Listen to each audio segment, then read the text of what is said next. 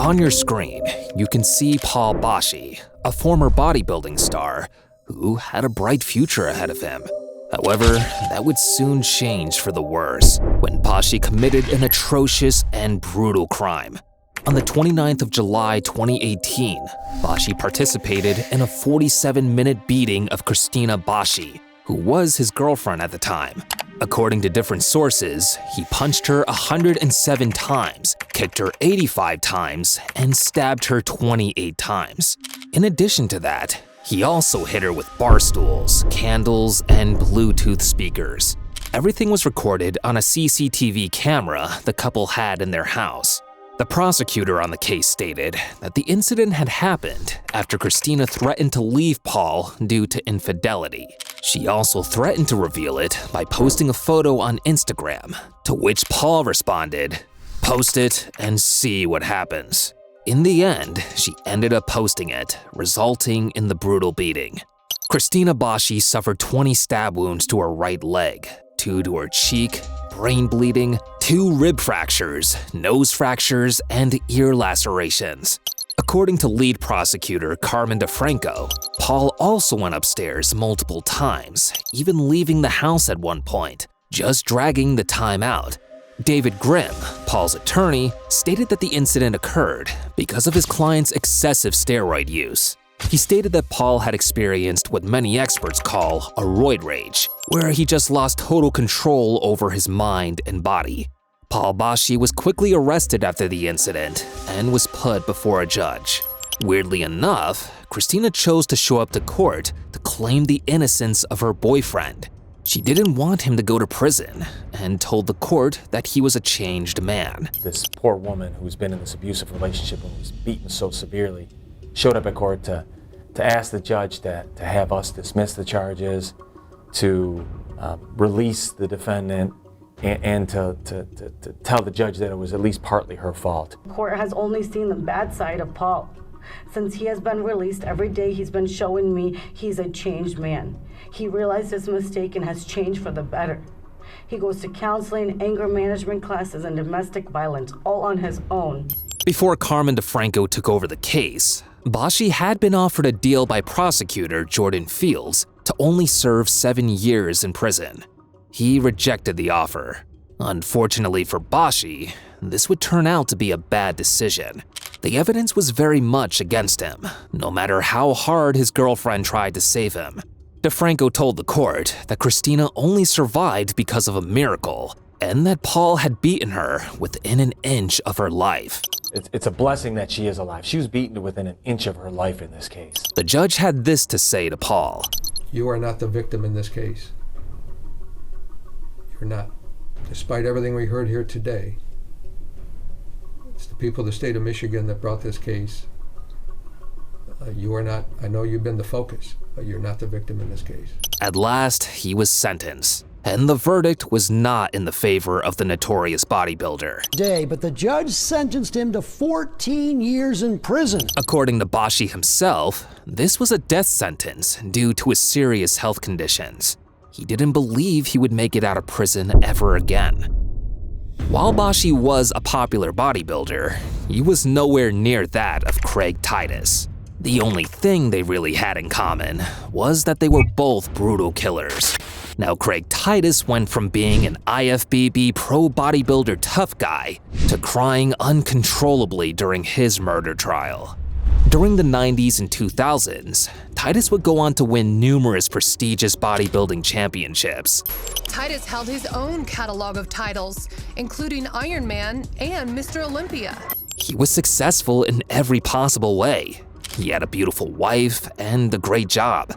However, in the late 90s, he became involved in different crimes, causing him to receive a 21-month prison sentence, a foreshadow of what was to come years later.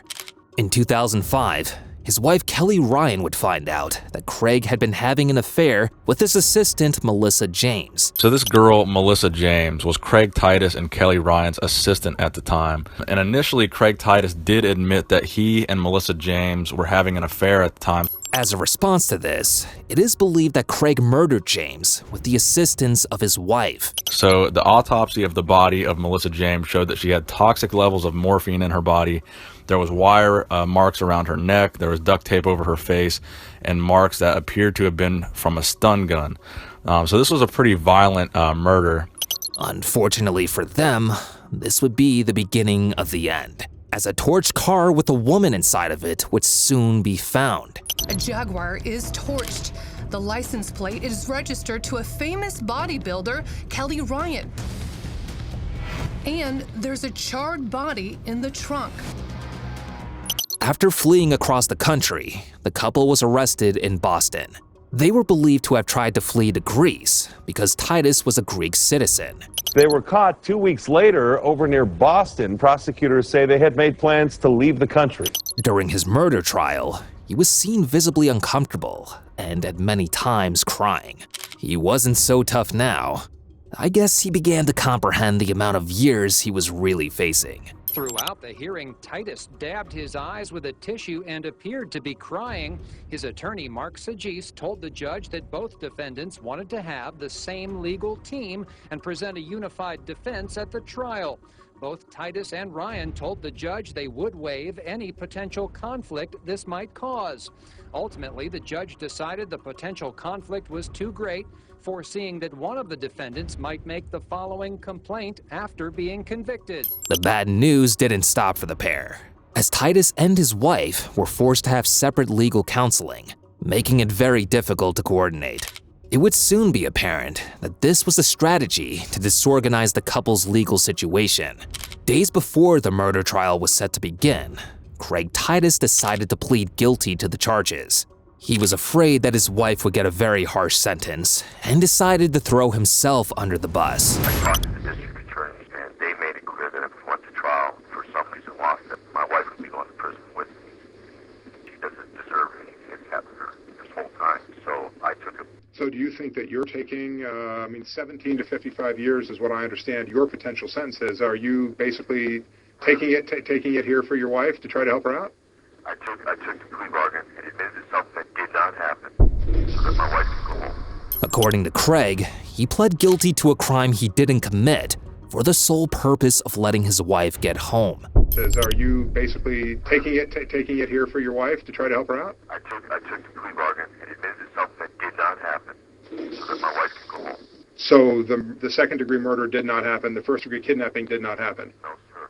It's not how it happened. And like I said, after my sentencing, I can tell you guys what happened. All right. After. So you took a plea deal to a crime that you did not commit. Do you think that was the correct decision for you? With everything being said and done, yes, sir. Unfortunately for them, Judgment Day was close, and they would both be convicted. Craig got sentenced to 21 to 55 years in prison for murder, kidnapping, and arson.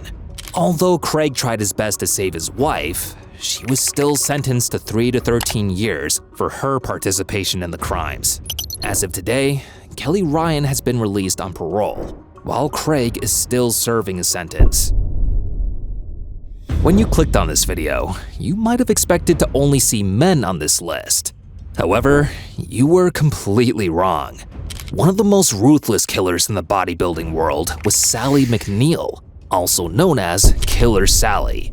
After being discharged from the military for being too violent and having anger issues, McNeil chose a new path for herself. She began a career wrestling men on video for $300 an hour. See these biceps? I can curl 120 pounds for 10 reps. So just think what I can do to your neck. On June 1987, she would meet her husband, Ray McNeil. However, while they were still married happily for numerous years, that would soon change. As time passed, Sally became more and more jealous of her husband. With his newfound success in bodybuilding, she was worried that he was sleeping around and cheating on her. Sally had a jealous streak. She wanted to know where he is, who he's with, and she's told me different stories of getting into verbal confrontations with women that were, obviously trying to do more than just talk to Ray. According to one source, Sally attacked one of Ray's supposed lovers at a bodybuilding show. pinning her to the floor and hitting her repeatedly. However, on Valentine's Day 1995, their lives would both take a 180-degree turn when this happened. Then last Valentine's Day, the violence turned deadly. According to police, Ray came home late that evening. Sally questioned him as to his whereabouts. They began to fight, and Ray allegedly struck Sally and grabbed her by the throat. That's when police say she took a loaded shotgun and fired 2 fatal shots. The same night, Sally called 911, telling them the following: "I just shot my husband because he just beat me up." Sally was subsequently arrested and taken into questioning. However, she told the police that it was all self-defense. And Sally McNeil told police it was self-defense. I'd like to enter a not guilty plea.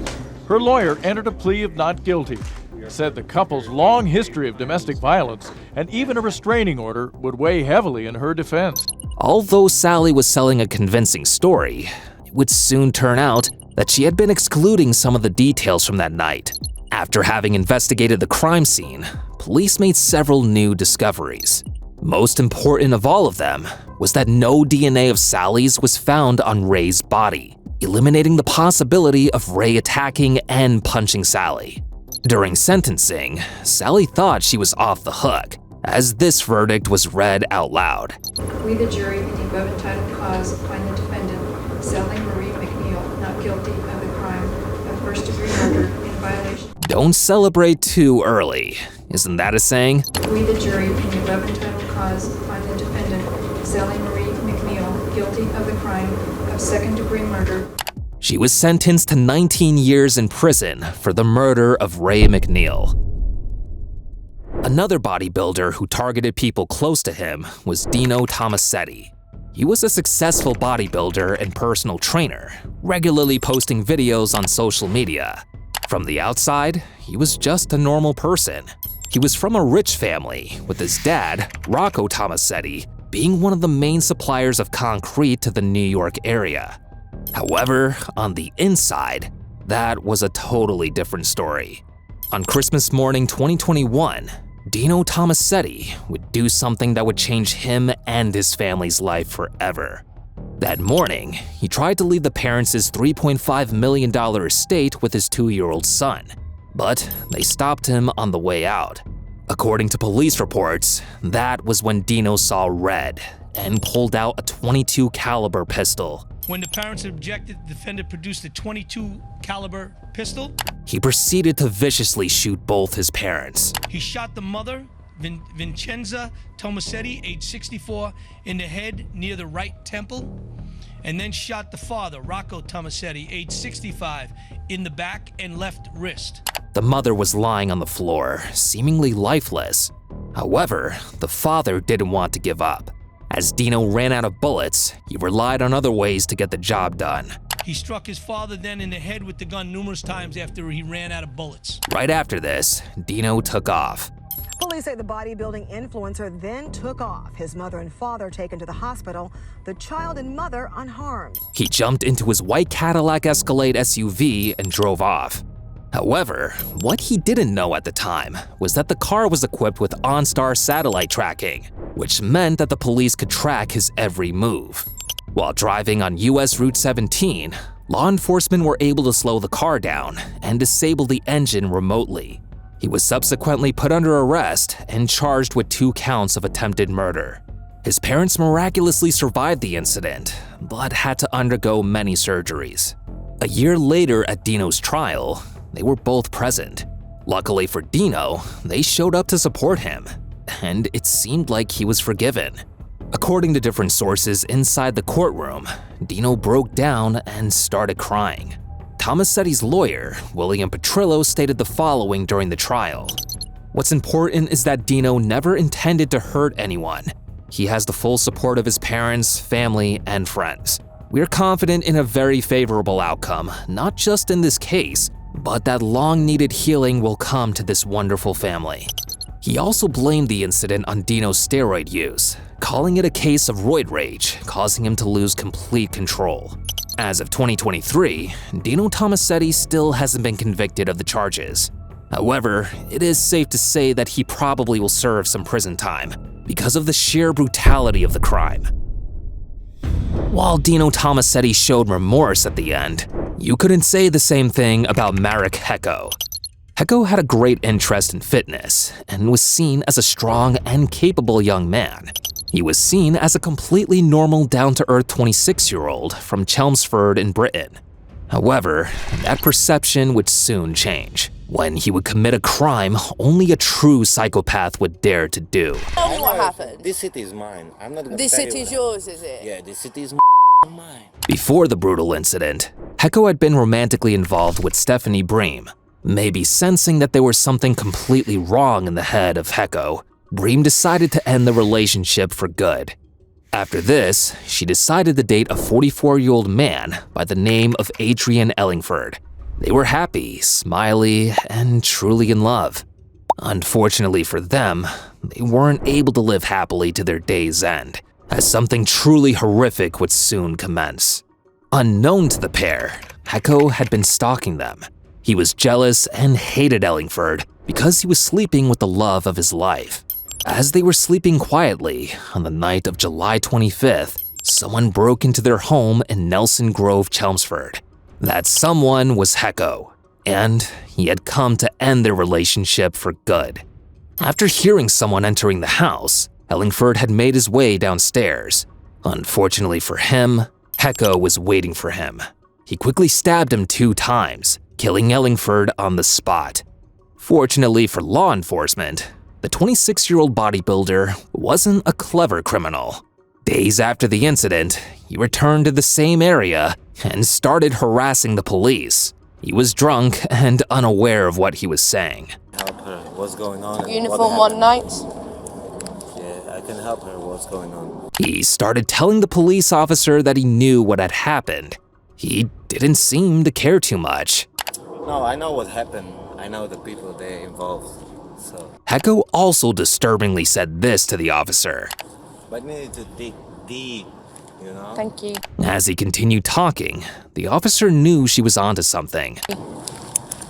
What's your name? I'm not gonna tell you my name. I don't give a because I know what happened. And you need me to know, figure it out, what happened. If you don't have me, you don't know what happened. Heck told the officer that they couldn't solve the killing, since there was no proof. You're gonna think about me, but it's not gonna be me because there's no proof. However, it was certain that he was involved when he stated this. So you think something's happened to a male in this address? No, I know what happened. What I know happened then? everything. Tell me I what know happened. This city is mine. I'm not gonna This tell you city is what yours, is it? Yeah, this city is mine. Shortly after, he was arrested and taken into police custody. His trial was quickly over, as the evidence against him was massive. He was sentenced to 26 years in prison for the murder of Adrian Ellingford.